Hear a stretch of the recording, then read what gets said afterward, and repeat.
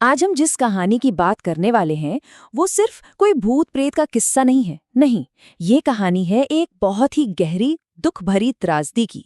ये कहानी है बदले की, दुख की और एक ऐसी शक्ति की जिसे बुला तो लिया गया पर उसे काबू करना नामुमकिन था। कहानी शुरू होती है एक छोटे से गांव में फैले डर से। सोचें, एक के बाद एक रहस्यमयी मौतें हो रही हैं और पूरे गांव में दहशत का माहौल है। लोग आपस में कानाफूसी कर रहे हैं। पिछले 2 महीने में ये 5वीं मौत है। ये सिर्फ डर नहीं है, ये वो खौफ है जो हर रात के साथ और भी गहरा होता जा रहा है। तो चलिए कहानी के पहले हिस्से में चलते हैं और ये हमें सीधा उस जगह ले जाता है जहां से ये सारा खौफ शुरू हुआ। गांव के बीचों बीच मौजूद एक पुराना मनहूस कुआं।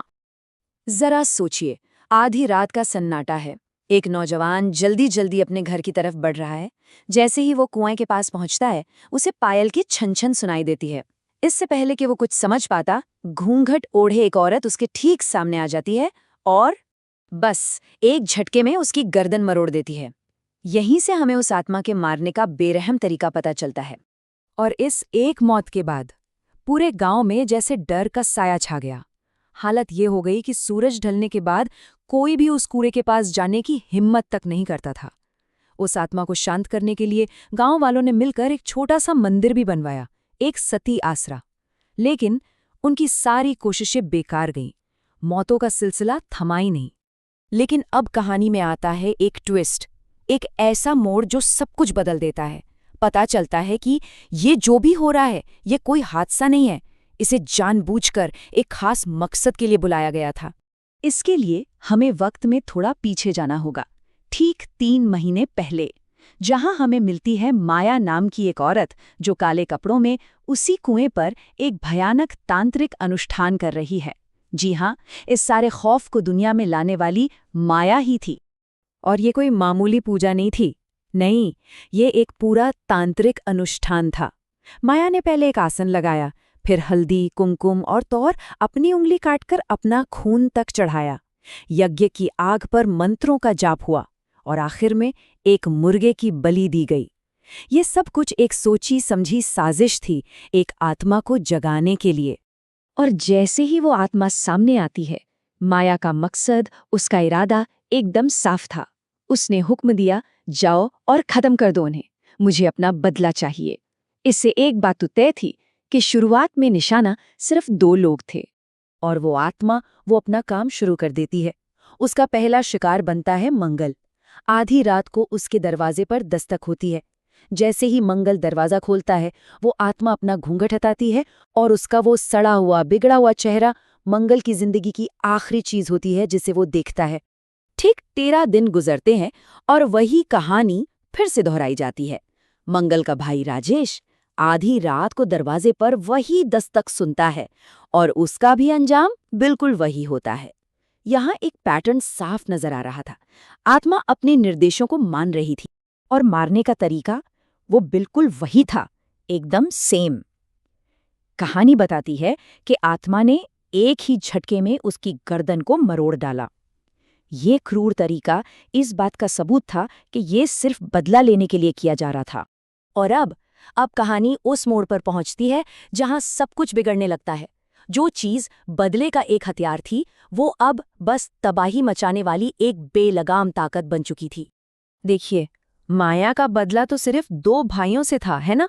पर वो आत्मा वो वहां रुकी ही नहीं। उसने उन दोनों भाइयों की मां को भी उसी भयानक तरीके से मार डाला। ये पहली बार था जब आत्मा ने अपने हुक्म से आगे बढ़कर कुछ किया था। माया को ये समझ में आ जाता है कि उससे कितनी बड़ी गलती हो गई है। जब वो अपनी आंखों से देखती है कि वो आत्मा कुएं के पास से गुजर रहे एक बेचारे बेकसूर साइकिल वाले पर हमला कर देती है और उसे बेरहमी से मार डालती है। उसी पल माया जान गई थी कि उसने जिस चीज को बनाया है वो अब उसके काबू से पूरी तरह बाहर है। माया के मुंह से बस यही निकलता है, घबराहट में, ये सब क्या हो रहा है? उसे तो बस उन दोनों को मारना था। ये शब्द उसकी बेबसी दिखा रहे थे। उसे एहसास हो गया था कि न्याय पाने के लिए उसने जिस शक्ति को बुलाया, वो शक्ति खुद एक अभिशाप बन चुकी थी। तो अब चलिए इस पूरे रहस्य की जड़ तक चलते हैं। वो वजह जिसने इस पूरी खौफनाक कहानी को जन्म दिया। सबसे बड़ा सवाल यही है कि आखिर ये सब हुआ क्यों? ऐसा भी क्या गुनाह था जिसकी इतनी भयानक सजा दी जा रही थी? इसका जवाब हमें मिलता है 4 महीने पहले की एक घटना में। मंजू नाम की एक जवान विधवा औरत पर उसी के 2 देवरों मंगल और राजेश ने हमला किया था। यही वो घिनौना अपराध था जो इस सारी तबाही की जड़ था। उनसे बचने के लिए मंजू गांव के कुएं की तरफ भागी, और जब उसे बचने का कोई और रास्ता नहीं दिखा तो उसने उसी कुएं में कूदकर अपनी जान दे दी। और उसकी इसी दुखद मौत ने उस कुएं को हमेशा के लिए मनहूस बना दिया। और यहीं पर कहानी की सारी कड़ियां जुड़ जाती हैं। माया मंजू की बहन थी।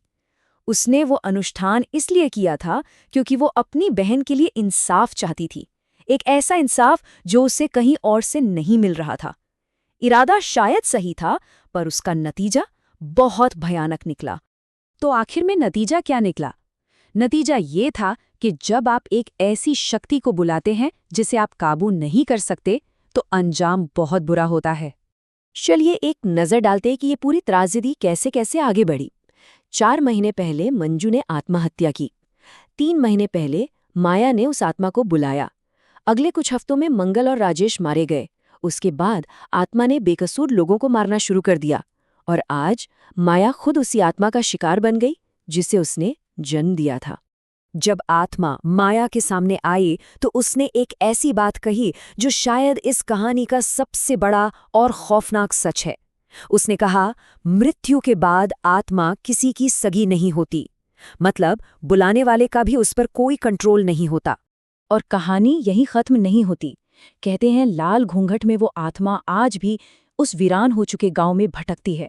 ये एक ऐसा अभिशाप है जो शायद कभी खत्म नहीं होगा, और ये हमें हमेशा याद दिलाता रहेगा कि कुछ ताकतें ऐसी होती हैं जिन्हें कभी नहीं जगाना चाहिए।